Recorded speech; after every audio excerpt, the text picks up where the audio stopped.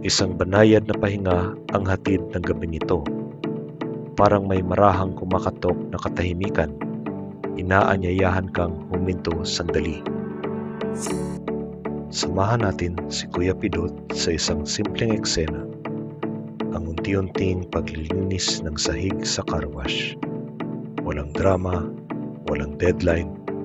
Hindi ito boss na nagtatanong kung tapos na ba? Relax lang. Tubig, walis, at paulit-ulit na galaw na oddly satisfying. Habang dumadaloy ang tubig at kumikintab ang sahig, mapapansin mo may kakaibang saya sa bawat banlaw. Parang buhay lang. Minsan magulo, pero konting linis lang, ayan na, presentable na ulit. Sana ganun din kadali maglinis ng inbox, ano?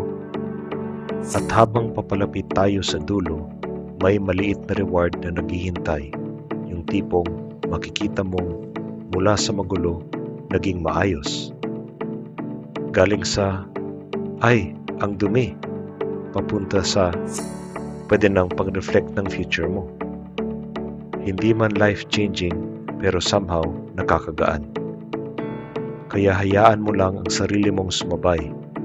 Pahinga muna sa isip, pahinga sa ingay. Dito, sapat na ang simpleng galaw para magdala ng ginhawa at baka konting rejuvenation na rin para bukas. Magandang gabi po at naway dalhin kayo ng sandaling ito sa isang mahimbing at nakapagpapasiglang tulog.